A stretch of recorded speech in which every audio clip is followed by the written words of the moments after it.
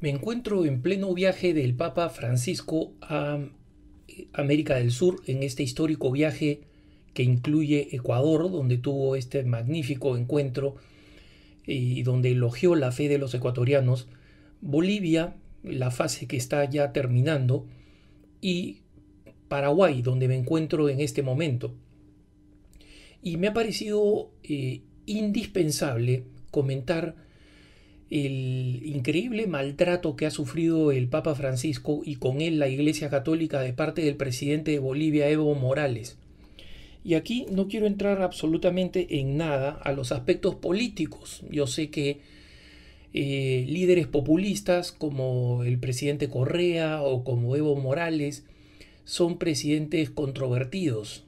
Y son controvertidos porque encuentran apoyo en mucha gente que se han visto beneficiadas por sus políticas de reducción de la pobreza y encuentran crítica en muchas otras, especialmente cuando pretenden prolongarse en el gobierno.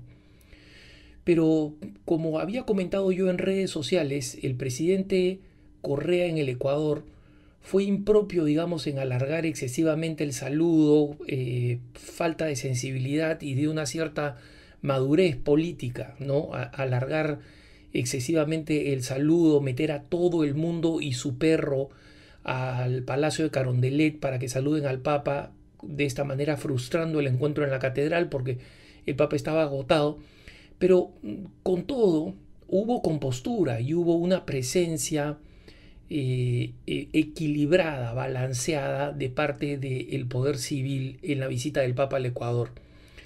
Evo Morales echó todo por tierra, con un infantilismo, con una prepotencia ideológicas que son absolutamente repudiables. Y eso es lo que quiero hacer.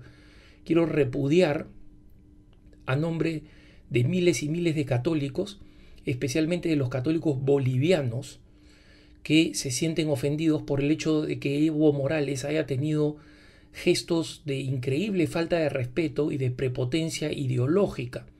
El señor Evo Morales puede ser marxista, no hay ningún problema. Si el señor Evo Morales es marxista y así ha sido elegido por su pueblo, eso es lo que el pueblo tiene, porque eso es lo que eligió. Y eso hay que respetarlo, así es la democracia. Pero eso no significa que él se pretenda utilizar esa ideología para imponérsela al Papa, para hacer propaganda política y en el camino insultar y denigrar al Papa. ¿A qué me refiero? En primer lugar, al regalo absolutamente impropio de presentarle al Papa, además, teniendo en cuenta la increíble artesanía boliviana, ¿no? En las distintas regiones la artesanía boliviana es maravillosa. ¿Y qué cosa hace el señor Morales? Le regala al Papa una hoz y un martillo, los símbolos del comunismo, con un Cristo crucificado en el martillo, avergonzando a su nación, a la nación que representa, a la nación que tiene tanto para regalar. Y como han comentado algunos políticos, este acto de estupidez prepotente, infantil, caprichosa, irracional, le ha costado a Bolivia muchísimo. ¿Por qué? Porque la prensa internacional, en vez de prestar atención al hecho de que, por ejemplo, el Papa haya pedido un diálogo fraterno, franco y maduro entre Bolivia y Chile para una solución a la salida del mar, un tema que es álgido para Bolivia y que políticamente era increíblemente importante, y este es un tema que, por si acaso, numerosos legistas internacionales consideran cerrado. Es decir, que Bolivia lamentablemente no tiene pie en la jurisprudencia internacional para reclamarle a Chile un retorno o una porción de territorio para tener salida al mar. Y en consecuencia, el hecho de que el Papa Francisco lo haya mencionado desde el puro punto de vista político era un avance importante para Bolivia. Pero para eso se necesita tener un presidente que no sea un despojo de la política de la Guerra Fría, que no sea un residuo de la Unión Soviética y que no se le ocurra regalar al Papa una cosa tan insultante como la cruz y como la hoz y el martillo con un crucificado. Ninguna, absolutamente ninguna de las excusas son legítimas y aceptables. Que la cruz, que la hoz y el martillo, convertido en un crucificado, haya sido la talla de un sacerdote jesuita, un sacerdote muy activo en la militancia política, un hombre bueno, de buen corazón, pero definitivamente profundamente ideológico y desviado por la teología de la liberación, que fue asesinado por los paramilitares, que el hecho que este sacerdote haya sido el autor de esta artesanía o de esta escultura, yo creo que escultura es un nombre que le queda excesivamente grande a este guiñapo de forma pseudoestética, ¿no? De la hoz y el martillo con un Jesús crucificado. El hecho que ese sacerdote haya sido, el hecho de que la ministra de Comunicaciones de Bolivia haya dicho que de ninguna manera era un símbolo comunista, sino que la hoz representaba a los campesinos y el martillo representaba a los trabajadores, y que eso era el símbolo simplemente del mundo campesino y del mundo urbano. Eso, no sé si es que la ministra de Comunicaciones debería ser sometida a un test de inteligencia para ver si pasa los 2 dígitos de coeficiente, o si cree que nosotros necesitamos un test de inteligencia para ver si pasamos los 2 dígitos. Es decir, no sabemos si es una muestra de incapacidad intelectual abominable, que la definitivamente descalifica para cualquier puesto público de esa responsabilidad, o si cree que realmente nosotros somos tan tontos que vamos a creer esa historia, con lo cual también queda discapacitada para ese puesto de importancia política. Porque es como si yo dijera que un obispo o un sacerdote se manda a hacer un anillo con un compás y una escuadra que con nosotros sabemos forman este rombo que es el símbolo de la masonería. Y si al sacerdote, cuando le decimos, oiga padre, ¿cómo usted se manda a hacer una casulla o se manda a hacer un anillo o se manda a hacer un símbolo con el compás y la escuadra de la masonería? Y que el sacerdote conteste de pronto muy tranquilamente, no es el símbolo masónico. En realidad lo que pasa es que yo soy capellán del Colegio de Arquitectos y de Ingenieros. Yo soy capellán de arquitectos y de ingenieros. Y el compás y la escuadra son pues herramientas que utilizan los arquitectos y los ingenieros. Es verdad que los utilizan, pero pretender que un símbolo que ya significa algo y que está cargado completamente con algo, como es el símbolo del compás y la escuadra o de la hoz y el martillo, y creer que puede simbolizar otra cosa, como también han tratado de hacerlo algunos jesuitas, tratando de justificar por qué este sacerdote asesinado hizo esta obra de arte, diciendo que en realidad él quería expresar el sentido del diálogo con las distintas culturas. La hoz y el martillo soviéticos, hechos durante la época soviética, ese significaba deseo de diálogo. Por favor, pues es como si yo utilizara un fusil soviético con una granada de mano explosiva, diciendo que es el símbolo del club de ancianitas de crochet, ¿no? O sea, no hay ninguna relación entre una cosa y la otra. Absolutamente inaceptable. Y luego, cuando el Papa sostuvo el encuentro el día jueves con los representantes de los movimientos populares, que honestamente yo no sé qué cosa significa exactamente eso, porque cuando yo hablo con indígenas o hablo con trabajadores, ninguno de ellos se siente representado por estos señores que dicen que los representan, ¿no? Pero en fin, existen, se organizan, están financiados por dinero europeo y se juntan. Y estos movimientos populares Entonces, en ese encuentro, el señor Evo Morales, que ya es presidente, ya ha hablado como presidente, ya ha tenido un encuentro como presidente, lo va a despedir al Papa como presidente, no tiene sentido que se vuelva a aparecer ahora en los movimientos como conferencista principal y el Papa se tenga que soplar un discursete de Evo Morales.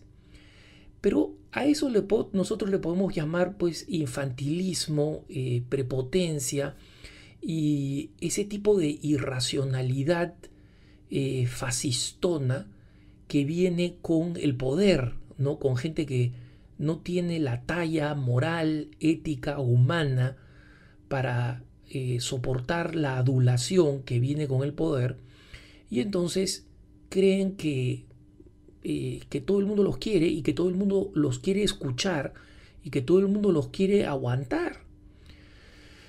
El problema no es ese, el problema es que se aparezca con una chaqueta, con un traje que tiene como emblema al Che Guevara. ¿Quién es el Che Guevara? Un asesino en serie, un asesino masivo, un genocida. El Che Guevara, que para muchos ha sido romantizado con su símbolo, con su imagen del pelo largo y la boina, es un tipo que fue el responsable de la mayoría de los fusilamientos que se realizaron en Cuba después de la rebelión de Fidel Castro. El señor Ernesto Guevara, como se llamaba, argentino, fue a China tan pronto ganó la revolución de Mao Zedong, se reunió con Mao Zedong y estuvo convencido que la brutalidad con la que Mao y con la que los camboyanos en Camboya, Pol Pot, por ejemplo, hacían desaparecer todo vestigio de la cultura anterior, asesinando masivamente a gente. Cualquier persona que fuera inteligente, culta, que tuviera signos de cultura occidental, tenía que ser simplemente eliminada, sin preguntarle si simpatizaba o no con la revolución. Había que eliminarlos completamente. Y volvió tan radicalizado que Fidel Castro se deshizo de él, literalmente. Fidel Castro, que no es ningún bebé de pecho, se tuvo que deshacer de el señor Ernesto Che Guevara. Y convencido de que el modelo chino, la revolución de los campesinos hacia la ciudad, del campo a la ciudad, el nombre de la revolución china, era un modelo que había que replicar, buscó escrupulosamente el país en que hubiera un campesinado numeroso y oprimido, maltratado y en pobreza, y estaba seguro que iba a poder replicar ideológicamente ese mismo esquema, y se fue a Bolivia y creó la operación Zafra Roja, ¿no? La zafra es la cosecha de caña, y en la región andina donde él trató de crear el levantamiento de los campesinos indígenas, la caña de azúcar no se conoce ni por correo electrónico. Para que vean ustedes la total desconexión cultural y la obsesión ideológica de Che Guevara. Y el Che Guevara muere en Bolivia, muere matado por la policía, ni siquiera digamos por el ejército, ¿no? ¿Por qué? Porque el campesino boliviano no le interesa soliviantarse de la manera como proponía Che Guevara, y mucho menos detrás de un argentino con acento cubano, con todo respeto a mis hermanos argentinos y a mis hermanos cubanos, pero ese era el Che Guevara, era un tipo completamente ajeno a la cultura quechua, a la cultura aymara, y justamente como no podía encontrar refugio en los pueblos y en las poblaciones, terminó escapándose con unos cuantos pocos seguidores y le disparan y lo hieren en la quebrada de un río. Después hay todas las hipótesis de por qué una vez que lo han capturado lo matan, ¿no? Porque él había sido herido y se había rendido. Que si fue la CIA, que si fue el gobierno, hay 40 explicaciones, pero todas ellas son absolutamente secundarias al hecho del fracaso de su revolución violentista. Entonces, un tipo que despreciaba a los católicos, que decía que los cristianos, si querían unirse a la revolución, tenían que hacerlo como cualquier otro. No podían predicar, no podían anunciar a Jesucristo, no podían hacer absolutamente nada, simplemente atenerse a los objetivos de la revolución y matar como cualquier otro. En consecuencia, para él los cristianos no importaban nada. Si es que los cristianos tenían que sumarse como cualquier otro, ¿cuál era la diferencia o la importancia de ser cristiano? Y por si acaso, esto no lo estoy inventando, está en los escritos de Che Guevara cuando le hacen una consulta de si está bien aceptar a cristianos radicalizados en la revolución. Y él dice sí, pero con estas condiciones. Y las condiciones que impone es que simplemente los cristianos no sean en nada cristianos. No hablen de Jesucristo, no evangelicen, no hagan nada cristiano. Entonces, que la imagen de este asesino radicalizado que despreciaba profundamente a los cristianos, el presidente de Bolivia lo utilice como emblema en su vestimenta en la cual se dirige al Papa, es un insulto y una falta de respeto. Y es de un infantilismo y de una incultura, de una falta de sensibilidad y de percepción de la realidad que son cósmicas, y no podía dejar de comentarlas. No podía dejar de comentarlas, ¿por qué?